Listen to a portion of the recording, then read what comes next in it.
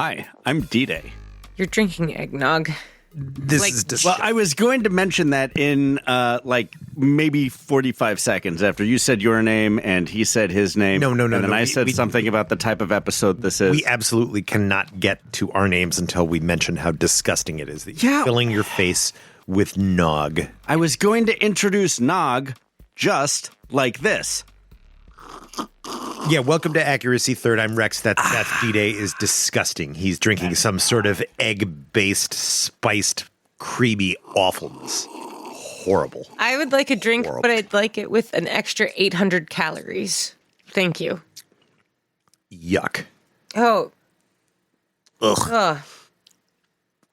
Unfurrow that brow, Beth. This is our year-end episode, and as with last year's year-end episode, and quite possibly the year-end episode before that, that does not mean that that is the end of the season. This is Season 5. Season 5 will continue until Burning Man this year, and next year, in 2022, we are going to go to Burning Man. And then we'll have Season 8. Don't fucking question it. Oh, that would be funny. We should skip forward. We'll do the iPhone thing. We're going to go right from Season 5 to Season X. Can I warm you guys up about the strange Burning Man conversation I just had in a bar? Yes. So I met a guy whose job it is to polish concrete. He does concrete finishing, like diamond grinding concrete so that it's Yeah, obviously, Beth. I'm sorry, You're going to grind it with mutton?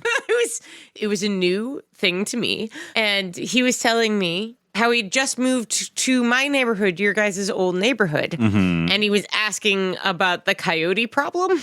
The coyotes aren't a problem. Agreed. They're a natural benefit. Resource. Yeah, they're wonderful. Some people's dog's too small is all. That was my comment was, as long as your dog is on a leash, you will never have a problem with coyote. Uh-huh. And keep your cats inside. At some Get point, smarter cats. At some point in this conversation, because we were talking about what we did, and I talked about working at the university, and he has young kids going to other universities, and then he mentioned that his greatest fear was one was going to suddenly tell him he was going to go to Burning Man. Because he saw that Simpsons episode? I was like, why is your fear Burning Man of all things? It was just very odd to suddenly, we'd been having a very rational adult conversation about program management, production management, about managing groups of people and large projects. But he, his impression of Burning Man was one of those late 90s raves where people died from dehydration. That. You mean one of those 15 people? Yeah, exactly. But he was like, well, it's so hot and there's not enough space. And I'm like, all it is space. I don't understand what he had the. It's the desert. He just had never pictured it at all. And he was kind of picturing it in a warehouse. And it was saying it was dangerous because it was in a warehouse. 80,000 people is a lot for most warehouses. Yeah, it would be dangerous to have 80,000 people in a warehouse, in most warehouses. But you can be in an Amazon warehouse because when you are people in an Amazon warehouse, you cease to be people. Probably in a Boeing warehouse as well. They've got really big ones. Those too. are called hangars. Oh, yeah, you're right. And he suddenly was just like, yeah, the worst thing that could happen is they could come home and say they wanted to go to Burning Man. And I was like, no. I think Burning Man's way more up your alley than you think. And we started talking about engineer porn. And he had never heard that term before. Did you show him some pictures of the lighthouse? I told him about the size of projects that have gone up out there. And this son that he's worried about is a mechanical engineer. Oh. So I told him, I was like, yeah, you should be worried because he's going to end up out there. He's going to school in Boulder to be a mechanical engineer. Oh, no, dude, he's already been. If it hadn't been shut down these last couple of years, you'd be done. The amount of money he is going to ask you for to help fund his project. One of the strangest experiences of being a burner in the Bay Area is that we are, to some small degree, an othered group. We are now. We were so close to being like the established culture for such a short time before some new fucking techies came in and were just like, what is this shit you keep talking about? We don't like camping. There was a backlash against the smug enlightened burner. There's also like a big contingent of like Bay Area dirtbags, and I don't mean that as a pejorative. I mean to include myself in that, who are like, I like to get high and party, but I don't want any part of your fucking hippie scene. Stop considering me a burner just because I dress like this. Well, don't wear a fucking uniform, poser.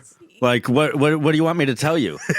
Like, if you're wearing a Ramones shirt and I talk to you about the Ramones and you can't respond to me about the Ramones, you're a fucking poser. I know it doesn't matter because everything is marketed out the wazoo, but like, this is our Burning Man culture. Fuck off. Oh, it's not that they're aping our Burning Man culture. It's just that a lot of people that dress like them go to our party. I was barely paying attention to what you were I saying. know. I just got on a real good ride there. This is what happens when D-Day warms up by doing sketch comedy. And desperately trying to figure out why the Keep app keeps crashing on my new tablet. There we go. Great. Now his tablet works. Maybe he'll pay attention to the next story I tell. No, you're like, let go of that. That is not a thing you get. He can get it sometimes. Just let me know to give you eyes. Be like eyes, D-Day. And I'll turn the microphone toward you so I can eyes right at you. You want me to pay attention to two things? I only took a half dose of my medicine today. I heard D-Day telling his performers, he's like, ADHD medication. And I'm like, how is this a question? What kind of medication are you on? They were surprised that I stopped the tangent that everybody else went on to see which is the funniest shirt that you can buy, which has somebody else's torso printed on it. God damn, that is a bunch of sketch comedy people. Yeah, it is. Oh, I never expected to grow up to direct sketch comedy, Beth. It makes sense in hindsight, but I was going to be a serious artist. I mean, did you grow up into it, or did you just like trip and fall face first into it? You dressed as Lorne Michaels for Halloween for 6 years running. What did you expect? Not only Like, people didn't even get the joke. Dude, what even the fuck when you does had Lorne the Michaels t-shirt look like? Like I vaguely remember what Lorne Michaels looked like circa 1988. I think all you need is a white wig and a Dr. Evil impression. A sports coat and a white t-shirt that says Lorne Michaels on it. I mean, that's as much of a costume as like a Darth Vader costume with his fucking head printed on the vinyl shirt. Yeah, we were kids at the same time. Yeah. For Halloween, I'm a billboard for Transformers. Oh, God, they were so fucking bad. Plastic everything, am I right, guys? Welcome to Accuracy Third. Where we reminisce about Optimus Prime and can't read our fucking lines. It's like all night long. it's the ones that are served up to you that you whiff at that hard. Oh, All right. Tell us about what we're doing, D-Day. Okay. now that you've got your Keep running on your tablet. You guys been listening to anything good? So just podcasts that we liked this year. Everybody should listen to Citations Needed because you're already listening to podcasts. You listen to this podcast. Why wouldn't you want to listen to other podcasts? We like podcasts. I like Citations Needed. It's all about bullshit and why you shouldn't buy into bullshit. It is really good. It is. It is very comprehensive. It is like taking a weekly 70 to 95 minute long class on how media can skew your perception of what is happening in government and in the corporate takeover of the world. Let's not even say can. Let's say how PR deliberately obfuscates what is happening to you every day. The thing about PR is if you don't look at it too closely, it makes the idea of doing PR seem attractive. I went to school to do PR. I thought I wanted to do PR for a living because I was and am very susceptible to marketing. We all are. It's the thing that is going to kill us all. Yeah, but the people who aren't really make you feel bad about being one of the people who are. Oh, even they are.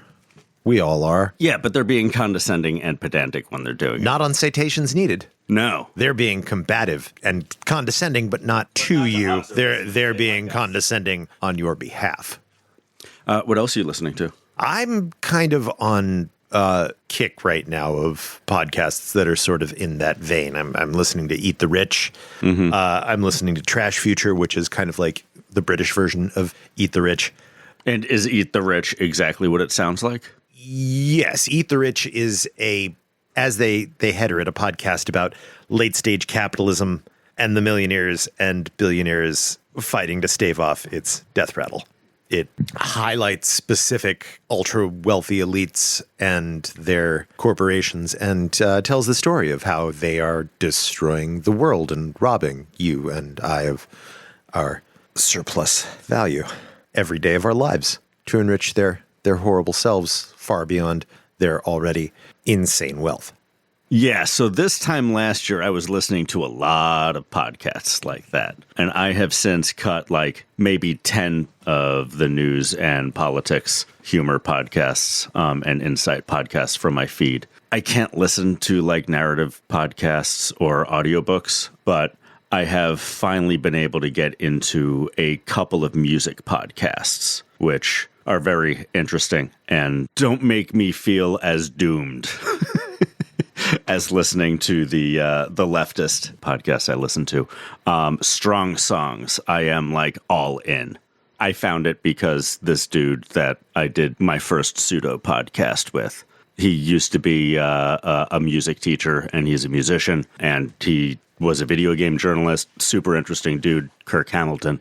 Like, I missed that guy and I wanted to listen to what he was doing. And I love the way that he explains what is going on in songs and music theory, even for songs that I don't give a shit about, but especially the songs that I do care very deeply about, like the longest They Might Be Giant song off of Apollo 18. Fingerprints? Fingerprints. Oh. Fingerprints? Fingertips? Fingertips. Fingertips. It is a pastiche. I can't really think of that as one song. It's a suite. It's a movement. A series of movements, a concept. It's lovely. The entire They Might Be Giants album is meant to be played on random.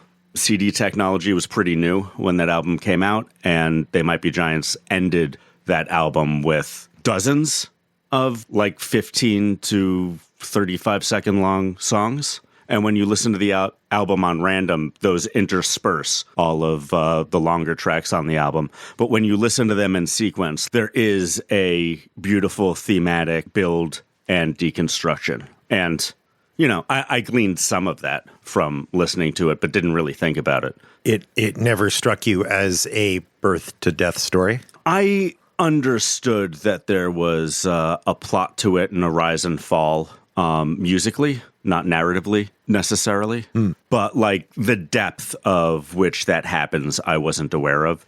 And I like being able to listen to somebody who is very good at podcasting, whom I have more than a parasocial relationship with him, which is interesting.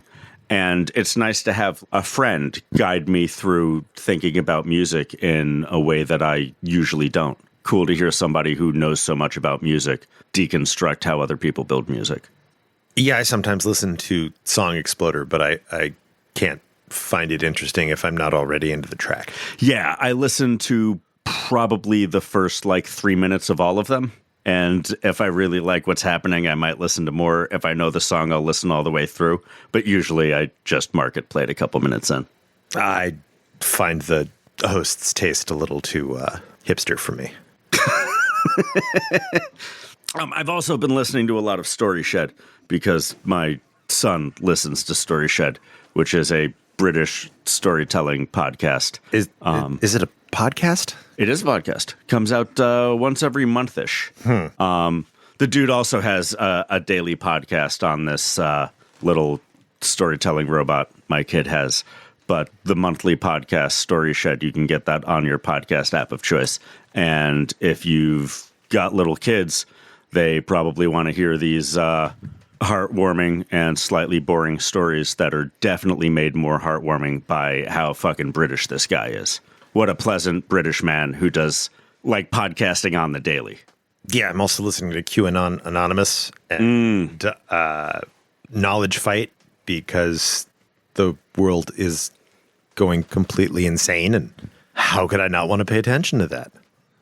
Did you know that there are still people camping in Dallas awaiting the resurrection of JFK, who never died, and also JFK Jr., who also never died, maybe? Haven't they been there for like 5 weeks? now? Yeah. Are they all like upper middle class fucking suburban weirdos? Yes. Or poor, completely poor.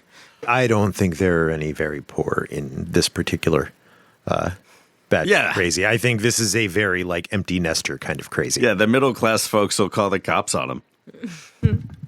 These are all people who own like nail salons and jet ski dealerships. Have you guys talked about maintenance phase? No, but we ought that to. was my third. Yeah.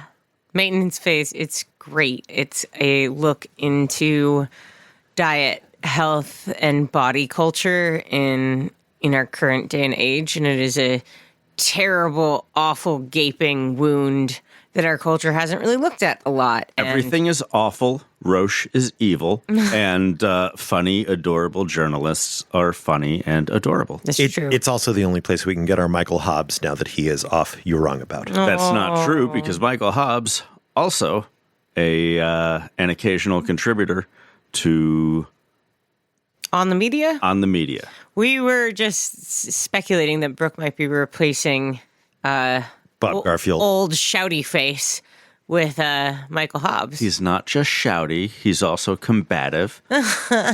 And I'm just out on a limb here. Pretty unhappy. Oh, he's also he's steering into the intellectual dark web reaction space. Is It's he? okay. I don't think anyone's really paying attention to him, are they? He is. He's teaming up with John McWhorter. I don't know who that is. But it makes me sad anyway. He is a black linguist who is mortgaging his blackness and his linguisticness to Be a lend racist? credence to his stupid IDW reactionary garbage. IDW? Intellectual dark web, the anti-CRT crowd, the fake public intellectuals fronting for the ginned up culture war. Excellent. Well, it does get you clicks. Way to go. Yeah. I mean, if they don't fight cancel culture, who will stop college students from being upset at who their college invites to speak? Or like what bullshit somebody puts out on TV or, web TV.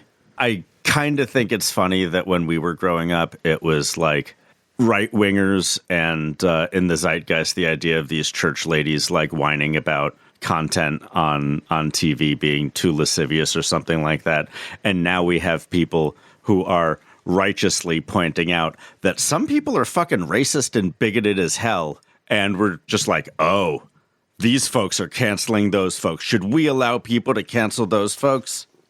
I feel like all of these intellectual dark web people would feel a lot more comfortable if there was just a genital checking station before you go into any bathroom. I think we should give in to their demands, and starting with their own bathrooms in their studios, we should instill a security protocol wherein you have to take a gander at the shape of those genitals before you are allowed to use a restroom. Check your dick to own the libs. Mm-hmm.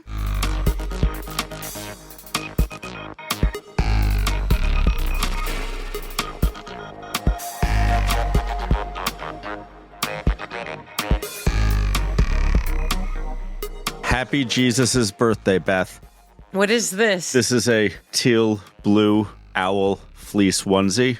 Aww. There were a lot of animals in the piles of fleece animal onesies, and for some reason, I just see you as a light teal or possibly seafoam fleece I'm owl. going to say seafoam.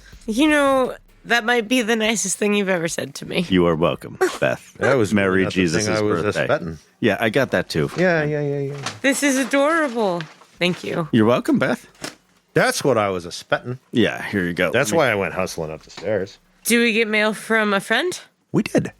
Hey. We got mail. We got mail. We got mail. We got mail.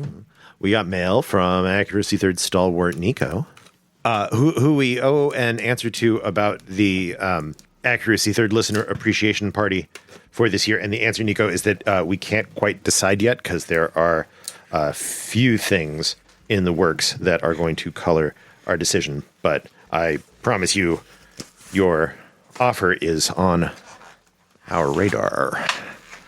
And now, let's see what you sent us.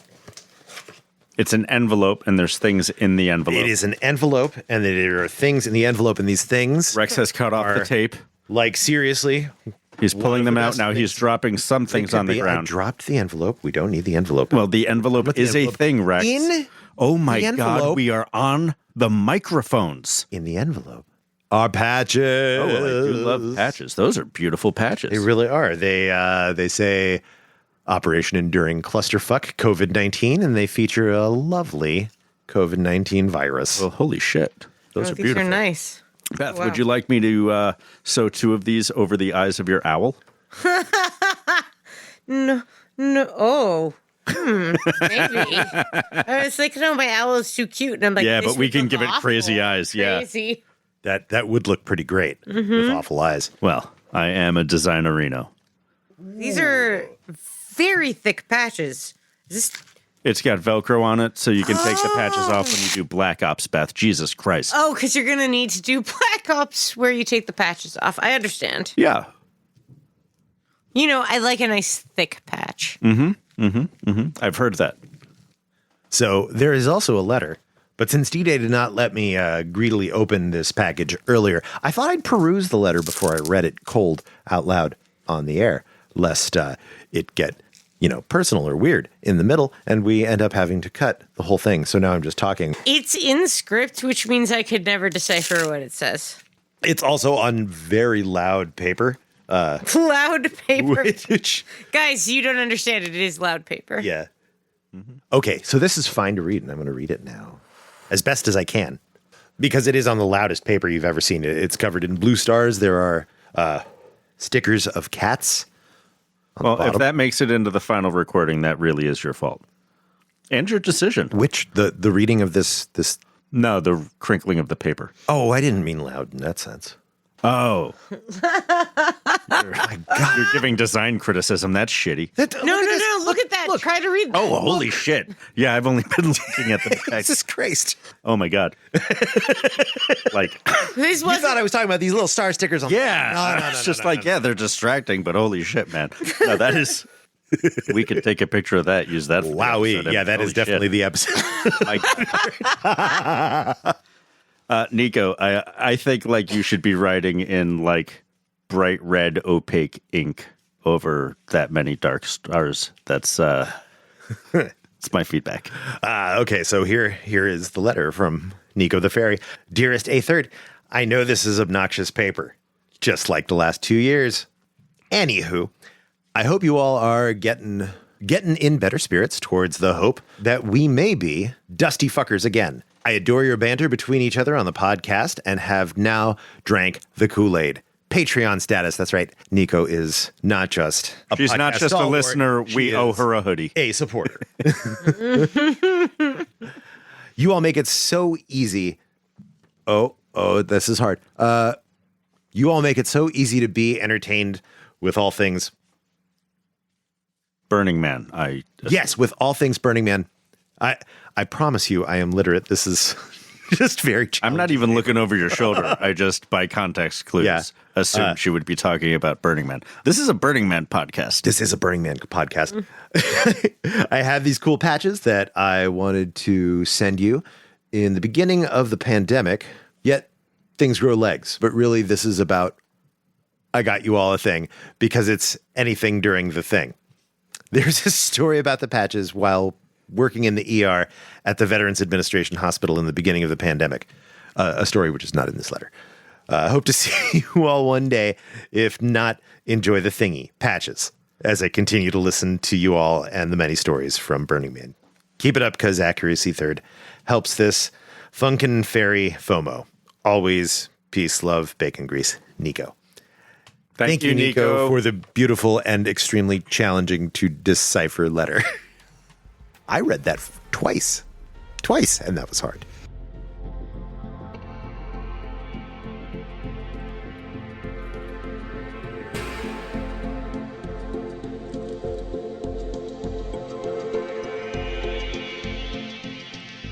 Are they necky hot springs or is it like for people? It is, so in the winter, it is clothing optional after 9 p.m.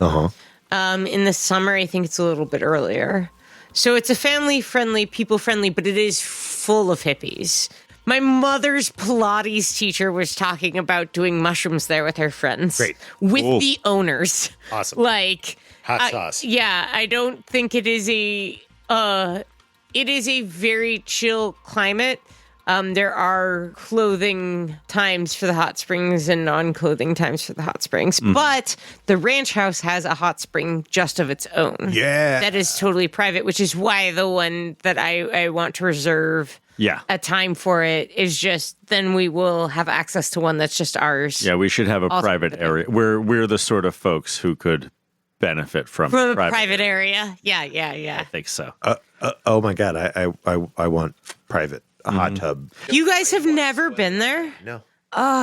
This was such a huge part of my Burning Man experience because for the first 2 years I went to Burning Man, we stopped there on the way in and there on the way out. So the difference between going to Burning Man from Portland and Seattle is that you don't want to stop. Yeah, you can just go all the way. Absolutely ball it from Portland to Burning Man. If you go from Seattle, that's a big ask. So there's a reason to stop at Summer Lake. Yeah, so Summer Lake, I think, is about 6 hours away from Burning Man. So we would drive down to Seattle to Summer Lake, stay overnight, and this is back when the gates actually opened at midnight. So we would overnight the night before, like Saturday to Sunday, because it opened midnight Monday or whatever. Then we would stay most of the day Sunday and then get on the road so that we'd be getting in the line at like 11 p.m. Smart. That was just like my experience at Burning Man for the first couple of years. And on the way out, which was amazing, you guys, it was so amazing because you would go and get to take long hot showers and then get into the wettest, warmest spot and like just so it's so beautiful. It's so nice. The big main soaking pool is like 4.5 feet deep and it's like 10 feet long. You can like swim laps in it. And it is about like it's like 100 degrees. Like you can just live in it. And then there's these much hotter tubs outside under the stars that are like 104, 105, 106 that are all built out of rock. And apparently it has been hot springs for like the Native Americans knew and used these hot springs. And it was like a hot spot for cowboys in the like Gold Rush era.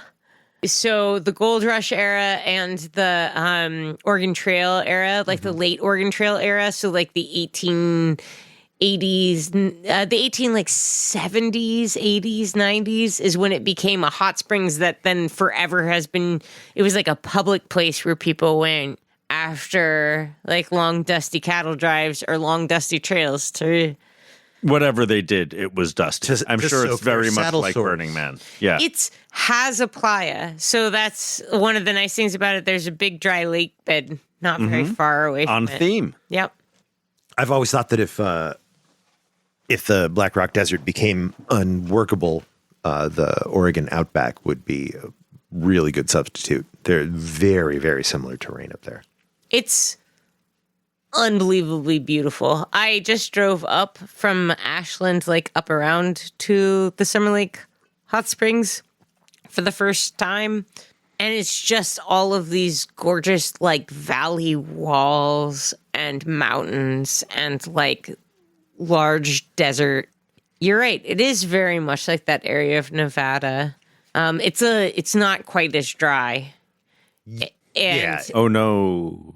Are there more bugs? I don't Probably know. Not out on the playas. Like the playas are very much like the playa. It's just like more constrained. And when you get out to the verges, it's greener. I stand by my itself, oh no then. Very. Yeah, there might be more bugs. Might be more bugs. But not like mosquitoes. I saw a bald eagle on a deer carcass like 4 feet away from the road, just like tearing into that deer. I also saw Get it, buddy.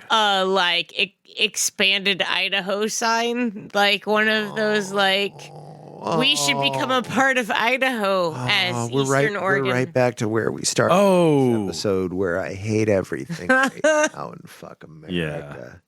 Greater Idaho, I think something is said by the fact that the Greater Idaho signs that I saw were on properties that also had "Don't Step on Snakes" signs and one that had a Confederate flag. Yeah, Idaho for Idahoans. Yeah. Yeah, you can't not look straight in the face the fact that the Pacific Northwest is full of fucking Nazis. And it's always been full of Nazis. It was founded as the white man's state was Oregon.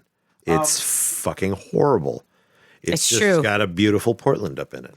A message to the people who live in Eastern Oregon. I don't live there. I don't know how easy or hard it is to move to Idaho, but I'm pretty sure it's not that hard. Like, Idaho is probably in the top 10 states that are easiest to move to. Right. Like, you want to, like, you know, it's going to be super hard.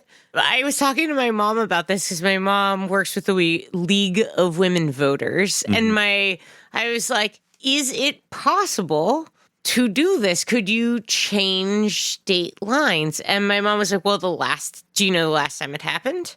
Do you know the last time it happened? The last time state lines were changed? My guess would be it was something with the Dakotas. No? It was the Civil War. It was West Virginia from Virginia.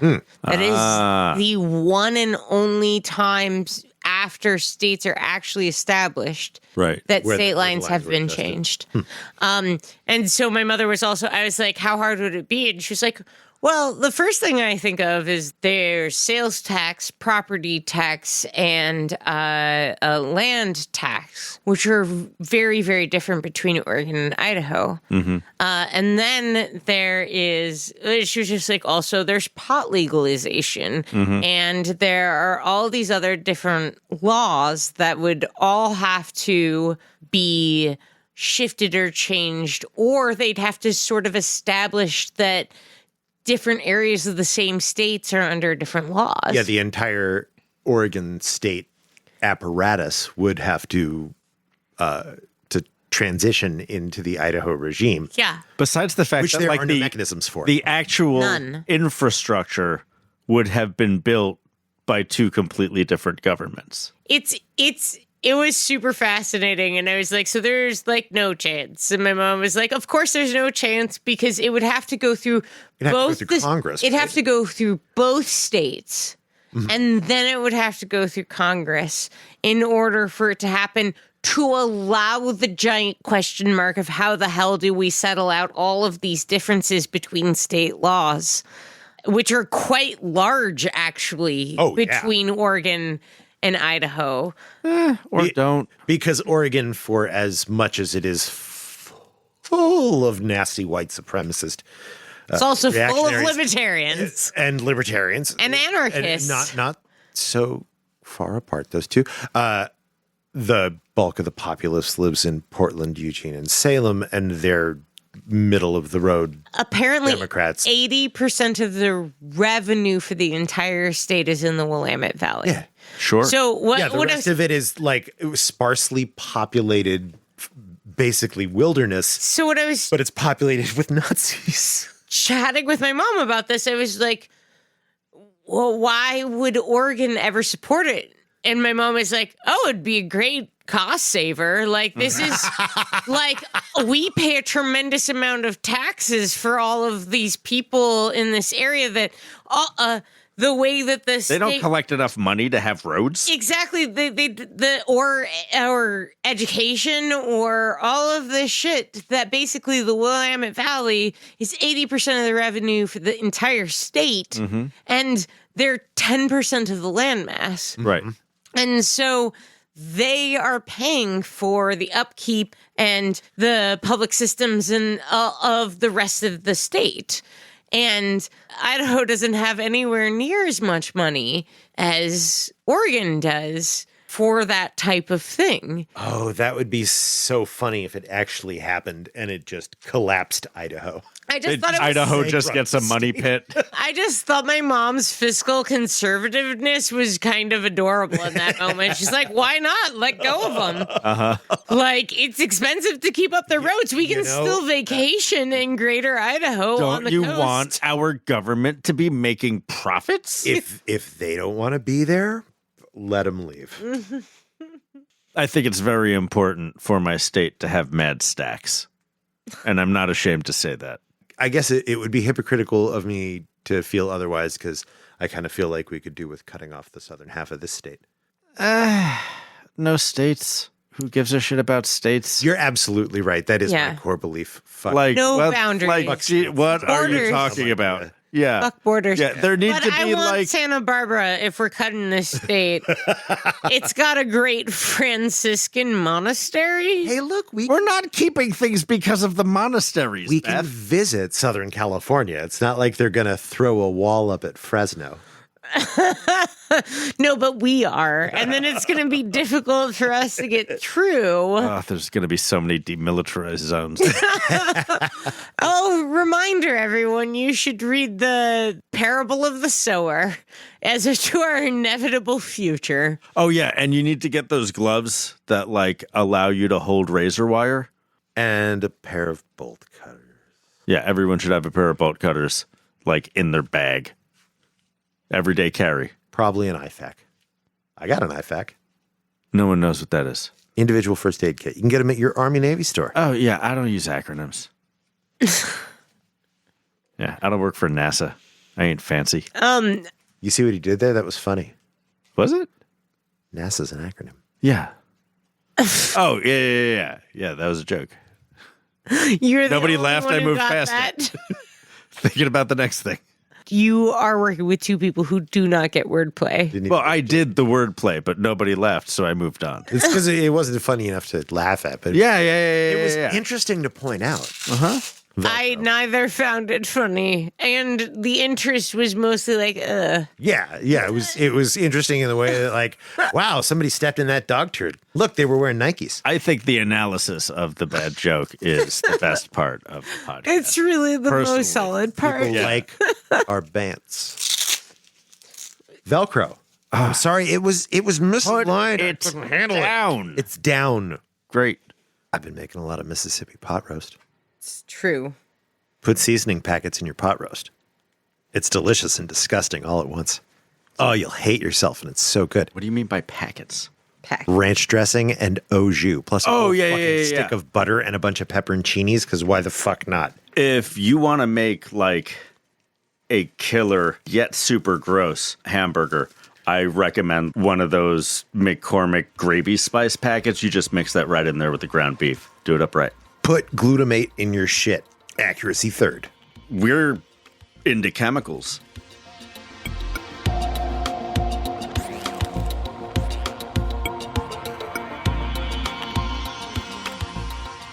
It's the end of the year, guys. We've made it. Again. 1 3/4 years with COVID. How you doing? I hate it. I hate it. I'm so done. I'm so tired. It's December 2022. How you doing, Rex? I don't even hate COVID. COVID is fine. I hate America. America is awfully dumb right now. So dumb you didn't push back when I said December 2022 because it might as well be. Right? Like Oh, it's what? 2021? Does it matter? I don't think so. It's very easy to just think it's 2022 because why wouldn't it be already? Well, we're all just hoping towards it because everyone just keeps hoping that maybe after even more time, it will finally be okay. Look, here's the bright spots. We live in the Bay Area where we have really high vaccination rates, so we're like probably pretty good here. There's going to be a burn next year. That's it. Yeah. Hey, some TV is really good. There's some really good TV. Yeah, get in on that TV.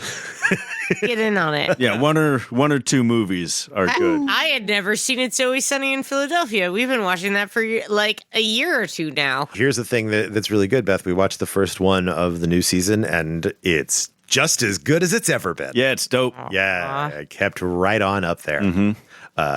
Yeah, and I finished Veep. Veep made me laugh out loud by myself and stay up far past my bedtime.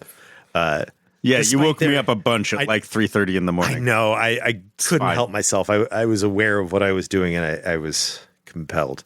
It's brilliant. Yeah, it's very, very good. It's like the worst novel about politics that you'd ever read. It's a beautiful example of thematic iteration. They basically run the same storyline 7 times in compressed format. Broken people don't change. Hashtag broken people don't change. Have you changed? Think about it. I resent the implication, accurate though it may be, that I may or may not be broken. And what does that even mean, broken? People aren't puzzles. To have one piece inserted incorrectly in a way that throws off the pattern for the entire rest of the puzzle.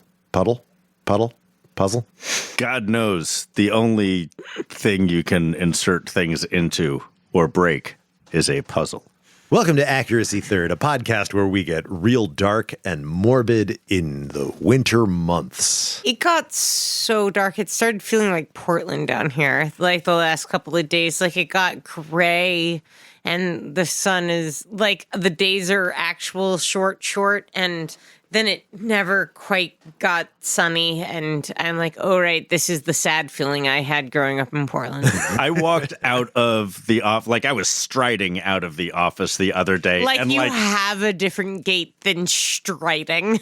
Yes, but I was doing it and sometimes relaying the story of me doing it. Sometimes I stumble. I have slid down an entire flight of stairs as if it was a slide. The word I think most about your gait is galumping. Yes. I don't think it's a word. I was absolutely going to say that he often trumps. Yeah, I trump. Galumping is the word. It's very specific. The way you move when you're moving with purpose. What, like a little kid tromping through the woods? Yeah, like Yeah. in galoshes that are one size too big for him and through sticky mucky puddles. Accurate. Yeah, Deeply accurate. galumping. Yeah, but where did this whole thing start before? Oh, right. sorry. I was walking out of the building. Horrible everything is right now. Right. So I'm the going world fast is out of the building, and like I stopped short just by how gray and dark it was at like 2:30 in the afternoon. Yeah. Like I had to look at my watch to make sure that it wasn't like 5:30 or something. I've been No getting sun. all the light you could ever want. In the mall? I work in a mall. I was in that mall yesterday. It's scary. It's Beth. so sunny, isn't it? I was also just in the mall for the first time since Rex started working there. When's the last time you saw a mall? I like purposely avoid and specifically this mall because I feel like traumatized because there's a movie theater in there, but there's no way to get to the movie theater unless you go through like 4 floors of mall. Like you can't just take an elevator. You just have to. You have to know the secret. The secret entrance in the butt of the building. Yeah, like if you know how to do it. Yeah, Otherwise, and there's you have only one bank of elevators that go up. Like the rest of them will deposit you on the wrong floor. Oddly, my last experience in this mall was Joe and I going to see Noah, the Rex Aronofsky LaRue. movie. yeah, the Oh no! yeah. Joe and I going to see Noah, the Aronofsky movie, and we get there, and I'd gotten the time wrong, but there was another movie starting in like an hour and a half, and I was like, let's buy tickets for it now, and we'll come back, and just like, let's not. Let's just like go find a place, grab a beer for an hour, and see if we still want to. And we went and got a beer in the food court in the mall, and about halfway through that beer, I was like, you know what? I want to go to a park. And Joe's like, yeah, let's go to a park. I'm glad we didn't buy those tickets and we just left. Yeah, and Noah is easily Aronofsky's like second worst movie. I need to rewatch it. It's a weird one. I feel like I just have no memory of it. It just washed over me. It was nothing. I'm pretty pro Aronofsky. I even think The Fountain is dope as shit, but I can't really get behind Noah. I mean, Mother is like way up there in my favorite films. Mother, masterpiece. But so good. Noah is just like, I don't know, there was a boat and some dudes and an animal and then like God, I guess. There's some rock giants, some Nephilim. Oh yeah. Just gianting around. Uh-huh. Yep. Not his strongest Some piece. nonsense parables. Yes. Some weird shit. Look, sometimes you've got to do a Noah before you find a mother. Oh, yeah. Yeah, you gotta swing and what? A swing and a what? Yeah, like it's established material. Like start with the established material. Only carve like 15 to 35% of it out. He managed to carve out like 99% of the Bible for Mother. Sure, which is a masterpiece. But Noah is like 99.9 plus 99% of human history. Do you know? It's like Aronofsky's Apocalypto. You're ouch, and accurate. Gosh. Right? The entirety of what I remember from watching Noah, which wasn't that period of time, I think I watched it on a laptop much later, was at some point during That's how he intended it to be seen. He's really big on that. He's one of the few who's like, oh, yeah. You could watch this movie for free on your fucking phone. At some point in the big storm scene, there's a bunch of birds, and I'm like, that's way more than 2 pigeons. That's just way more than 2. Like, apparently God was just really into having pigeons. Doves, Beth. Doves. Don't insult the doves. Pigeons are trash food. They're just great. They're just great doves. Gray, iridescent for some reason, doves. Look, pigeons are the humans of birds. Don't. Dodos are the humans of birds. Pigeons are Technically, seagulls are the humans of birds. Yes. pigeons are dinner that got loose. No. Yes. The only reason they're on this continent is because they're tasty. No, it's because they're rats. No, of they the were really air. fucking fancy. Like everybody had doves. That's why we have like so many pigeons in cities. Because like it was fucking fashionable to have pigeons. Like people spent money on You pigeons. ever watched that documentary about the people who do like competitive pigeon raising? No. You guys, neither of you have seen this? No. Have you seen Oakie Noodling? What's that? This is a podcast about Burning Man, Beth. It doesn't matter what that is. I saw Oakie Noodling at the Bijou in Deep Playa. Did you really? No. Oh, it's so I good. was just on topic. Yeah, it doesn't make sense. We don't Like do that. 45 minutes long. It Being was on topic PBS. actually throws everyone off. How are we going to do a year-end review on a podcast about Burning Man when there hasn't been a Burning Man in 18 months? Oh, shit. Yeah, Beth, tell us about this pigeon thing, I guess. So apparently there's this it's like very urban. It's a lot of black and brown men who like raise pigeons in their backyard to do basically tricks. Like you release them and you have them circle and do these falls where they start tumbling. Apparently there's this one kind of pigeon that just like occasionally freaks out when it's flying and just has a seizure basically. The fainting goat of pigeons. And then, but then leptic. wakes up and then doesn't hit the ground, and that's cool. So you get a whole bunch of pigeons and you breed them for that like fainting, falling thing, and then you have them circle and fall without hitting as much as possible. We're the worst. We humans are just horrible. Yeah, but impressively so. We'll turn fucking mountain goats into things that seize up at a loud noise. We'll turn fucking wolves into things that fit in a purse and die because they can't breathe out of their malformed noses. We'll turn pigeons from dinner into flying clowns, flying like malfunction shows.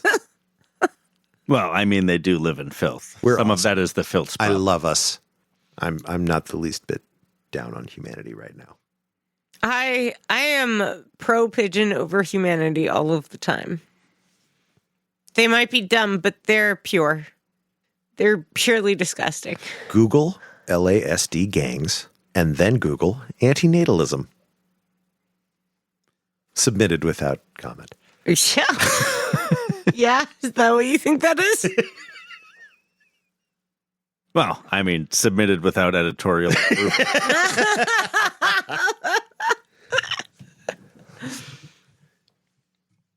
Oh, goddamn. Beth, I just fucking found an interview from May of 2019 that I was very excited about when it happened. Uh-huh. And then immediately set it aside because we wanted to bring more female voices onto the podcast. Oh, yeah. We were trying to not have it all be of the, like, masculine 40-year-old persuasion. dude. Look, there's a lot of, like, middle to older age fellows that are good at talking and know Burning Man well. And I think perhaps podcast audiences skew male, but I don't think that's the case. I think that podcast listeners divide in topic between gender. Yeah, Burning Man skews male. I think Do it? Do it. It do. I think there's just a certain audacity men have to invite themselves onto podcasts, and I appreciate it. It makes our lives easier, but I think that maybe The hubris. thank you. Hubris? The hubris comes in a particular flavor. For the most part, we don't make you sound foolish. Listeners, interviewees. I don't know about your gender claim, Beth. A lot of the leadership I've worked for has been female. Yeah, sure. I'm not saying that. I'm saying the actual makeup, and specifically, I'm thinking of the volunteers. What I'm saying is, hey, straight ladies, are you a straight lady? Oh, what you're saying is that our team, which is traditionally a kind of a Not just our team. heavy lifting team, I think the majority of volunteers are dudes. So straight ladies, if you're a burner and you're like excited about meeting some burner dudes, holy shit, volunteer. Because, oh my God, there's so much dick just laying around for you if you would like that. And it's good about consent almost entirely. Beth, I do love that you're soliciting for our entire volunteer population in general. I am someone who takes great pleasure in having a lot of femme and female identified people around. It pleases me greatly, and we have too much slong. So come be a straight lady here because you can get all the dick. And non-straight femme people of all type, and non. I'm just gonna say people come volunteer at Burning Man. everyone- Really? All people who want to Anybody- fuck. If We're you, all if you're slutty. thirsty, Yeah, come volunteer. slut it up on a team. Yeah. Because the team that fucks together,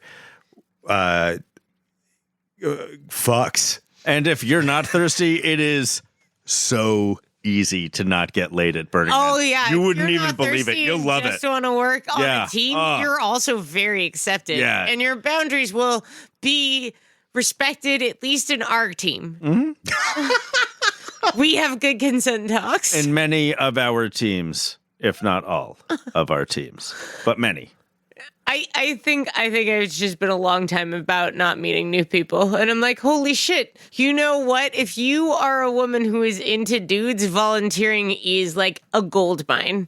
Like, there are so many cute, capable, emotionally available, and absolute disasters of men. All of every flavor. Come enjoy. Oh, yeah, the spectrum of dudes that I have met at Burning Man runs the entire spectrum of dudes.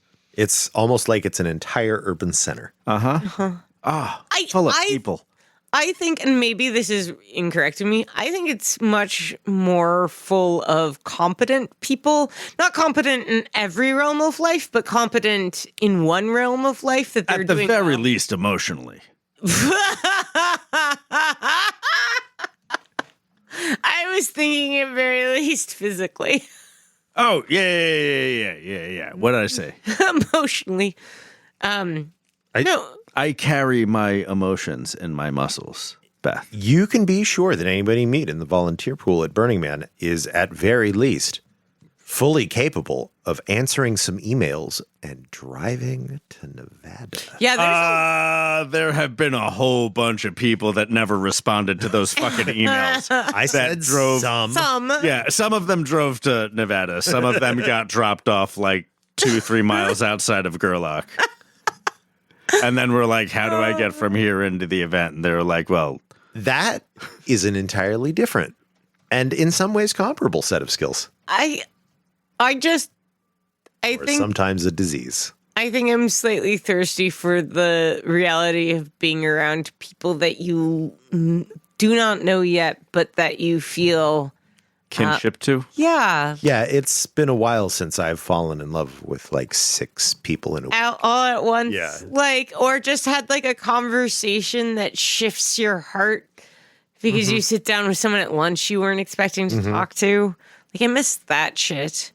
And it's very pointed at the volunteers for me because that's when I'm most open to everyone is in the building of it, where I'm just like, sure, anyone who comes up and talks to me, my heart is open to you. And I miss that feeling tremendously. I cannot wait to be out there and not be weary as shit from doing like 10 hours of management stuff. Yeah, you're just going to be weary from doing like 10 hours of manual labor. That's fine. Yeah. It's different. Yeah. No. I'll be emotionally available. It's pretty great. This is my boss. My boss is working for me a bunch this semester, and his deal is just tell me what to do. I will show up when you ask me to show up. I will do these things. I just need to have zero decision making. And he'll like show up and be in the greatest mood and be like, I'm rolling Marley. I'll set up the sound system. But it's just like, just tell me what to do. As long as I don't have to engage the part of my brain that is instructing other people about what to do, it's all good. Yep. Yep. Yeah, it's a beautiful. totally different kind of work. I miss it. It's coming back. We're going to do it again. Yeah, I just filled out my survey today about my availability to volunteer this year. Saw that. I'll do that tomorrow. I didn't see a survey. I suck at looking at my email. Yeah, you don't look at your inbox so often. No. I'm sure somebody that we like sent it to you. Yeah, you're a junior manager. I'm pretty sure it went out to everybody. The whole volunteer crew. I thought that was just managers. I don't know. It went out wide, though, to a lot of people. That's for sure. We do have a lot of managers. But it's okay when they don't pay you for 10 years. Like a lot of people, for a very good reason, are like, well, I'm not going to do as much. You know so there's this terrible thing, quick contextualization. There's this terrible thing in the red pill that is the idea of the 80-20 rule. We need to contextualize more than that. You spend a lot of time on the purple pill subreddit where red pill people pretend to have debates with people who are not quite as red pilled as they are about the accuracy of red pill garbage. Yeah, and the red pill, in case you don't know, which you shouldn't know. If you don't know what the red pill is, Thank skip you. ahead like 2 minutes because you don't want to know. Don't Google it. See us in 120 seconds. Beth, go. The red pill is basically garbage that is underground right-wing propaganda that is streamed through the pickup artist community. It's the idea hilariously based off of The Matrix, which is 2 trans women talking about coming to conception with the reality of their trans existence. They have taken it to mean the red pill means that you see that women aren't really attracted to men. And if they are, it's only to the extraordinary men. And that if they are attracted to men and have sex with them, they're all evil sluts. It's just like a very misogynistic garbage hunted ground. And they have this idea that there's the 80-20 rule, quote unquote. Oh, I love rules about ladies that men come up with. Yeah, exactly. That only 20% of the male population is attractive at all physically to women. And that if you're below the top 20%, then probably you never experience mutual physical attraction with a woman ever in your life. And no, that's not a problematic idea at all. But the 80-20% rule I like very much about managers at Burning Man volunteers. Like, about 20% of all volunteers are going to end up being managers. Oh, yeah. You're just going to trip and fall into it. You can't help it. It's like, it's 1 in 5. That's not a terrible ratio either if you want to, like, get things done and not make people feel overworked on what is ostensibly their vacation. Yeah, totally. And it also prevents manager from meaning much. It's really just somebody who wants to work an extra 5 hours. It's someone who has a radio that can let you know where your friends are. Yep. That's what a manager is. And sometimes the person who is deciding when your party is going to happen. And when it has to end. And we have to clean up now. Come on, everyone. The manager is absolutely the person who later has to tell you, you guys didn't clean up right. Could you please clean up better? It's so camp counselory. Oh, you know what it should be instead of manager? It should be advisor. It should be the Burning Man advisor. Volunteer advisors. Yeah. We're here to advise you on your volunteer process. We advise you to clean up better. Mm-hmm. If you would like to graduate, we think you should show up to your calls on time. Yeah. But most of the managers aren't even managers, they're coordinators. Everybody's a VC. Managers have clipboards. Right. Leadership has radios. It sounds so much more disingenuous, but also up its own ass when you call it leadership instead of managers. It's funny. I don't feel the same way. I'm just feeling generous, but I feel like leadership is a little bit more like what it actually is, because you're not managing people. You're like kind of setting a rule, like you're showing people how to do it, and you're being a place where people can look to get answers to something. It's not, if you are sitting there with a radio, if you have a job that you're helping guide volunteers through, I don't think you're really managing them so much as leading them. We get... well, we're doing volunteer management, whether we're called managers or coordinators. Yes, technically the term under capitalism that you are doing is volunteer management. And like the but back we're end not stuff. out there doing capitalism. We're out there doing art. Right, which is why I think the term is incorrect. Yeah, it's really more organizer. But even in art, like art gets a bunch of that managerial language attached to it too. You have stage managers and project managers. Right. And generals, commandants. Look, we're not here to talk about Dada again. I am always here to talk about Dada. Dada Army forever. Yeah, hit up my mentions. And ever and ever. Yeah, make some hoots or draw a square or something. And I don't even care. And ever. Listeners, if we could podcast a look. That was 2021, folks. Everything's terrible. Everything is terrible. People want John F. Kennedy to come back to life to save them from the pedophile Democrats or something. It's bleak, but also nonsense. Good news, though, it doesn't seem like we're going to do anything about it, so we will see you back here next year, just bullshitting for fully like an hour and a half. No, so. we're gonna start. We're interviewing people again. We're totally interviewing people, so you can come visit us in the recording basement by the sex toys and get your Burning Man stories told. If you live in one of the outer wasteland states and Roe v. Wade has been repealed, you can come stay with us as you source your abortion. That's the Accuracy Third Pledge. Oh, yeah. I will send you pills. Shoot us an email. Let us know where you live. We will send you pills. And, like, if you're a fucking narc, who wants us to send you pills. You have so to you tell can us drag that us you're a in. cop. That is fucking fine. You don't have to tell us shit. Fucking come at me. This For accuracy burn third, barrel Merry talk. Christmas. Happy Saturnalia. Yeah, your New dates Year's. be canceled. It's going to be a New Year's. There'll be more episodes. Give us a call. Come into our studio. Get vaccinated. Do not. All right. Holidays. Wow. Yeah. That's how you outro an episode.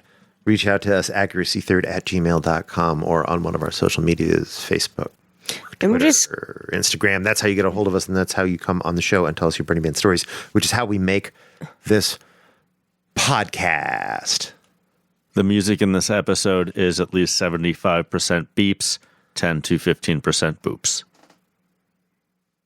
I'm just going to hope that this gets cut like way earlier. Why would we ever cut anything? Well, I'll cut things earlier so this doesn't seem so strikingly drawn out and pathetic. Yeah, we had to cut that whole bit earlier about how we're going to just violently overthrow the state apparatus and free the means of production from the domination of capital for the benefit of all people. I thought we were going to freeze the means of production. What, like, Why am I buying all these ice cube trays, Max? dude, did you think we were going to do a Batman villain? I thought it was derivative, yes. Chill out. I don't think I know of a better plan to kill capitalism than to shoot ice cubes at it at this point. I think this is what we should go with. We haven't tried it yet. Yeah, right? We haven't tried. I do work in a mall. And I'm telling you, Dada has always been the answer. Bringing it back around, and now we're out. We'll be right